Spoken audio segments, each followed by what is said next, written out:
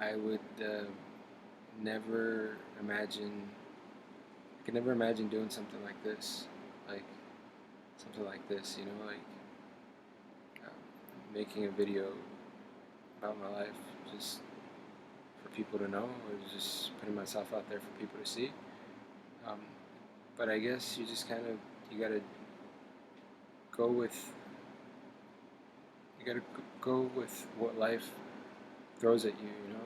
When to use a baseball analogy, if I love baseball and I love using baseball analogies. um, if you step up to the plate, um, you don't know what the pitcher is gonna pitch at you, and a good pitcher will have a whole bunch of different pitches to throw at you. It might be a fastball, it might be a knuckleball, or a curveball, or a screwball, and depending on um, how the pitcher is feeling, he could perform at a different level. So um, you might know the pitcher very well. You might study tapes and know that that pitcher throws fastballs at 100 miles an hour, so you could practice hitting 100 mile an hour fastball. So, but on that specific day, that pitcher could not be feeling too well, or maybe he hurt his arm, and and at the gym, or just picking up his little girl at home or something. He may be like strained his arm or his shoulder, and on that specific day, he's not throwing fastballs at 100 miles an hour. He's throwing those fastballs maybe at 89 miles an hour, and that's and so sometimes in life you could prepare as much as you can, but you can't account for everything. To really be smart, in my opinion, to really make great choices in life, in my opinion, you got to consult your environment. You got to consult what's around you. And I knew that I was a private person, and I never wanted to share my life with anybody. Um, uh, Not even those really, really close to me, let alone uh, strangers or friends that might not know me as well. Um, but again, life will throw a pitch at you sometimes that you're not prepared for.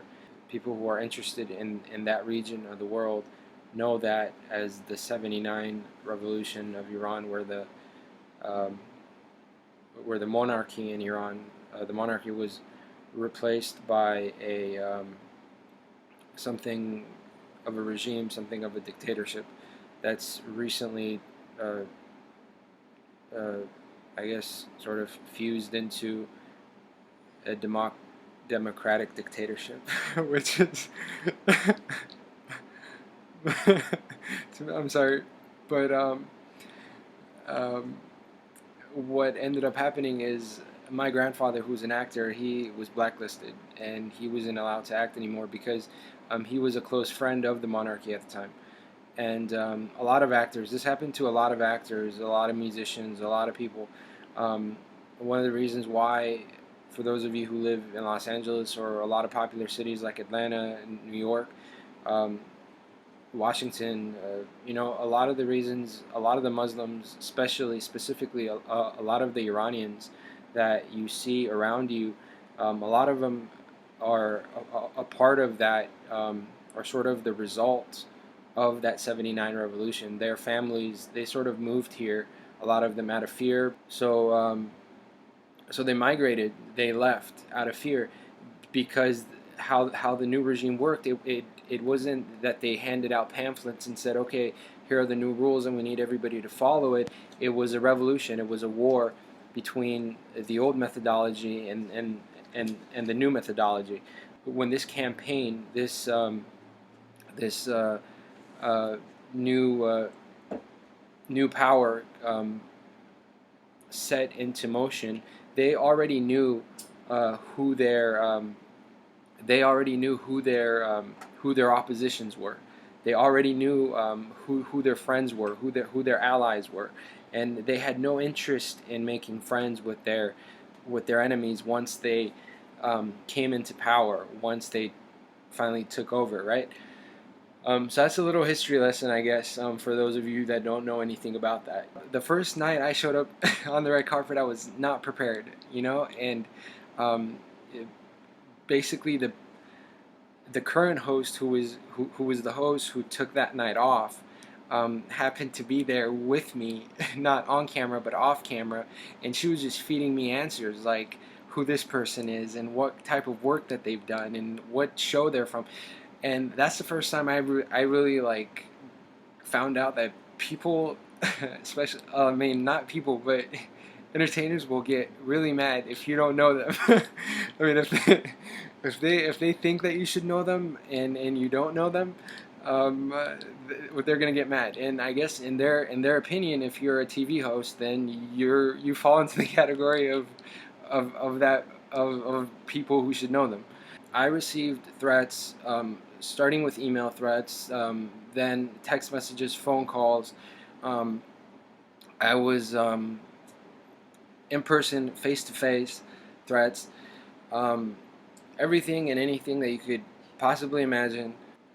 I remember one night we were at an event, and I remember her saying, a person, a news reporter, approached me, and she gave me her card, and she said uh, she wanted to interview me, and I remember this girl saying, who was the host at the time, she said, like, that's never happened to me before. The interview that I actually ended up doing, a really short interview I ended up doing with this journalist, is she was very interested in women's rights. She was very interested in the way that female rights just in Iran. And I mean, I was raised by a single parent. I mean, one of the reasons, in my opinion, that my mom moved from Iran to the United States was because she had no rights in Iran. I mean, it's really hard for a woman in Iran compared to here, where you could be free. For whatever reason, I rubbed these people the wrong way, and I attracted these people's attention. I think the awareness on this issue is so high, and it's just like that. I I don't really have to say much about it. I think a lot of you, like, you've heard about like everything, just the lack of freedom, the lack of liberty. Just you've heard about that, and this is the type of stuff I was talking about. These are the kind of things that I said in that interview. Um, Now, again, I don't know. I rubbed these guys the wrong way. I don't know I don't know how they saw them. I mean, the thing is when you're on TV, this network, they broadcast on 6 continents, so they're everywhere. Like on satellite, just everywhere. So I mean, it's not. I'm not surprised that they saw me, and I don't know if they followed me around. They basically forced me to disconnect from everybody I knew, just out of fear. And the situation got so bad that they started to play this game with me. Now, well, this was, I mean, it got to a point, and this will eventually get to a point where I get tortured by these people. And I mean physically tortured by these people. But before I even get into that, and I don't know if I'm going to get into that. But what ends up happening is these people play a game with me, and the way that this game works is like this. They ask you to do something, and if you don't do exactly what they say, they're going to hurt somebody. They're going to hurt somebody around you. So they're not going to hurt you necessarily, but they're going to hurt somebody around you. Now, this sounds like a movie plot. It sounds like it's fake, and but it's very real. I mean, if you and the best evidence that I have for what I'm saying right now is the people around me, it's my friends and family, people who know me or who knew me growing up, people who know that I'm not the type of person to make something like this up. That's the strongest evidence I have, because whether we like it or not, we live in a world with and we've been desensitized to things like this. We've been desensitized to words like hacking. We've been desensitized to words like fabrication. We've been we've been desensitized to these ideas. So when someone comes and says someone hacked my email, someone someone hacked my Facebook, someone hacked my cell phone, someone sent me an email and then hacked into my email and then deleted that email after I read it, so to delete the evidence. Things like that, we've been desensitized to it. But when it actually happens to you, when something like that actually happens to you, it is frightening beyond belief. It is not funny. It is not a joke. It is not a game. It's not exciting. It's not. It's just frightening. It's scary because it puts you in a situation where something is happening to you and you can't prove it.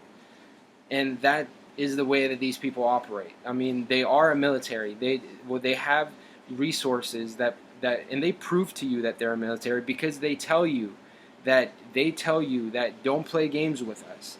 Don't try to, when we tell you don't run to your government, don't do that, because if you do that, we have the resources to kill you, to kill your family. I've sat in front of a TV watching the news, and the screen has changed into a video message, where in the video message I saw people in my family. It's just overall, it's a scary situation overall. So well, that's what I did. I went to Homeland Security. I went to Washington D.C.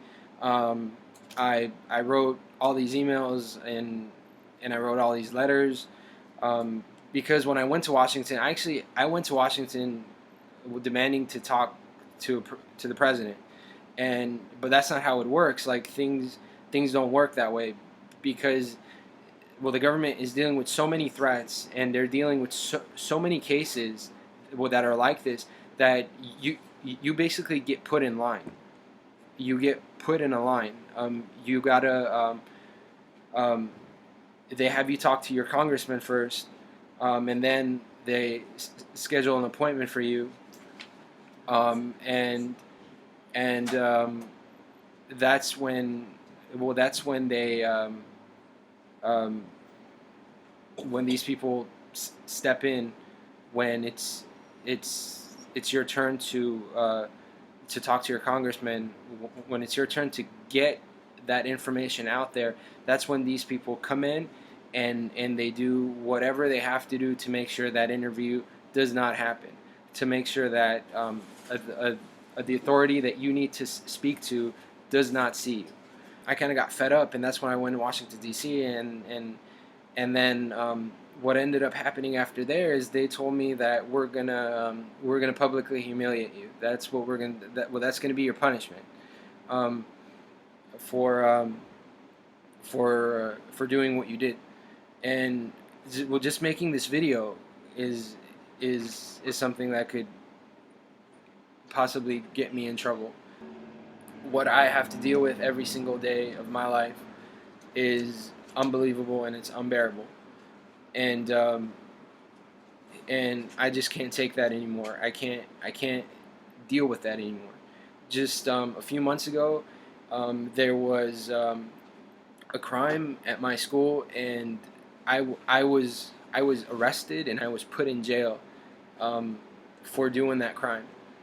There's all this stuff in Los Angeles and California, all this stuff about crime rates being really high, and there's all this stuff about people just being jailed and this and that, but in my opinion, when a crime happens, when somebody does a crime, you got to prove that person did that crime. You can't just, in the world that we live in the world that we live, like Fast and the Furious 7 had just came out, right? Didn't Paul Walker die? Isn't Paul Walker dead? But Paul Walker's in that movie, and there's like CGI, like they've CGI'd his face on somebody's body or somebody. Like, when we live in, or I mean, when was the last time you saw like Jurassic Park or the Avengers or any movie? Like, Like, we live in a world where that type of technology exists, where you're able to manipulate somebody. You're able to manipulate not only photos. I mean, you're not only able to Photoshop a photo very, very well. I mean, I'm saying very, very well. People who are artists at this, people who are engineers at this, and they're able to engineer a photo. They're able to Photoshop a photo so well that you won't be able to tell the difference. That you won't be able to tell it's fake. And they're able to do the same now with CGI. They're able to do the same thing with video footage. It could be a moving picture, and before they could fabricate a still picture. Now they're able to fabricate moving pictures. And for, I mean, if your brain even works that much, it shouldn't be a surprise to you. You should, well, if they're able to change a still footage, well, they could change a whole lot of still footages. That's because that's really what a moving image is anyway, right? So, okay, fine. Um, so what these people, well, first of all, there is no footage of me doing this crime. So I'm not saying this to say that there's a footage of me doing this crime and it was fabricated. I'm not saying that, because no footage of me doing a crime exists. When I was arrested, I told the lawyer, look, I told the lieutenant or the officer, I said, look, like, I need my lawyer here. I would like to. I need to call a lawyer. I need my lawyer here because I need to tell you something, and I need a lawyer here. And what I was about to tell him was all of this. I was about to say, look, I have enemies. I have people who have attacked me in the past. I have people who have threatened to attack me. I have people who have threatened to do this to me. And if you just talk to anybody, they'll tell you that I'm nobody to do something like this. Um, now, where basically what he decided to do is keep me in a cell for I don't know, 15 hours or longer. No drink, no water, no clothes. Um, just keep me in a really cold cell for 15 hours, and every 3 hours come into the cell and say, are you ready to confess? Um, where where I would say, can I please speak with an attorney? Now, there is a law that says that if the DA, the people who are trying to put you in jail, the people who are trying to prove that you're guilty, if they do discovery on something, and that turns out to be against them, they have to present that to you and allow you to use that in your defense, right? They can't hide that. When these people found out that I did not own shoes that were used at the crime, that the blue shoes that I had, that they saw in the video and said, oh, the person who had blue shoes and these pants. And those, well, that's my gym outfit, by the way. I wear that when I go to the gym to work out as an alumni, because I've already graduated from that school. Um, but but when I'm in LA, when I'm in Los Angeles, I use their gym because I have an alumni membership, so I can use their gym. Um, they basically came and did this. They did this whole crime, and they did it in my gym outfit, because I guess it's an outfit that I would wear every day at the gym. And he had raised money for school programs, and now that the school was updating laptops, they had asked him again if he was able to do something very similar, and he had agreed to take these old laptops, and he said that he needed a place to store these laptops. In which case, I said, "Well, yeah, well, that's fine. You're welcome to use um, my place to store your merchandise," because he had said that he just got um, which was true. He had just gotten a new apartment, and he said he had to sign a new roommate contract, and his new roommate isn't allowing him to store anything thing at his place. So he gave me this whole spiel about um, um, how much he would appreciate it if I would do something like this for him. All his other friends stay at dormitories. He doesn't know anybody that well that he could go to, and all this stuff. If I would do that for him, and if I would, so I says fine, like it's okay, like um, he said, yeah, well, anyway, the next thing I know is I'm being arrested, and the next thing I know is when my house is raided, where they find the laptops, which, well, that's the evidence for them that I did the crime, but they have no evidence that I did the crime. I mean, if someone comes into your home and finds a dead body at your house, do they not then have to prove that you killed that person? I mean, is just having a dead body at your house, is that enough to convict you of murder? I mean, can I go and kill somebody, and then if I have an enemy, can I go and kill somebody and then take the dead body, and then put it into my enemy's house? Because then when the cops show up, they're gonna be like, dude, this dead body was in your house. You killed this person because this dead body was in your house. They told me that if I were to go to trial and lose, I would be looking at 10 years in jail. However, if I take a deal from them, knowing that they don't have any DNA, knowing that probably if they were to release me, what is going to end up happening is they're about to release a person who they kept tortured for 15 hours, no food, no water, no this, no that, raided his house, did all this stuff, and now they have to, now he's about to get freed. They're about to, right? So they come to me and they say, hey, if you go to trial and you lose that trial, you're going to get 10 years. But if you take our deal, you'll probably be out in 3 months. 10 years, I'm sorry. You'll probably, if you take our deal, you'll be out in 3 months. What would you do? What would you do? I had 2 lawyers.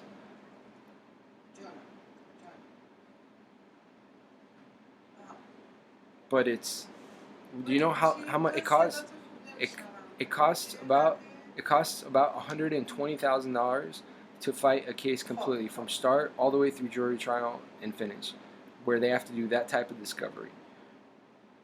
120 grand. So you're looking at spending $120,000 and possibly losing and having to sit in jail, having to go to prison for 10 years of your life. I mean, 10 years, a whole 10 years of your life. You call that a legal system? You call that fair? I'm ashamed to be an American. I'm not ashamed of being Muslim. I'm ashamed of being American. I am. I'm ashamed of being an American. People out there are being attacked. They're being manipulated from behind the curtains. It's not a conspiracy. It's not a movie plot. This is something that is actually happening in the world that you live in right now. It's actually happening. If it's that hard for you to understand that this is happening, understand that not too long ago, people were being burnt alive for being Jewish. Not too long ago. And a government was doing this. A government. And just because we sit back with our democracy, and just because our government and our military and our Navy and Air Force and our Army, our Marines don't go out and attack complete innocent strangers, it doesn't mean that the governments of other countries aren't. Because that's exactly what they're doing. Understand, at the very least, that this is what is happening. And just awareness is the first step to solving any problem in this world, is awareness. So if I'm going to die, if I'm going to get killed, if I'm going to live a life where I can't live, I can't go out, I can't do what I want to do, if I live a life where I have to go in jail, if I have to go to jail again, if I have to deal with something like this, at the very, very least, I want to put the word out there. I want to get the awareness out there So if some other kid comes out in 10 years, 20 years, 30 years from now, hopefully this video will still be around so that he could say, man, somebody else was going through it just like I was going through it. And there's so much technology out there right now. There's so much technology. Technology is the scariest thing in the world. It is the scariest thing in the world. The person that has the better technology will win. It's not about ability anymore. It's about having that technology. It's about having that upper hand. So governments hide their technologies from each other. They hide what they have to have that upper hand, to not let each other know what they have or what they don't have. And even if they know, even if the militaries know because they're in some kind of an alliance, they don't let the people know. There's so many technologies out there. I've seen so much because it's been used on me. I've been attacked by it.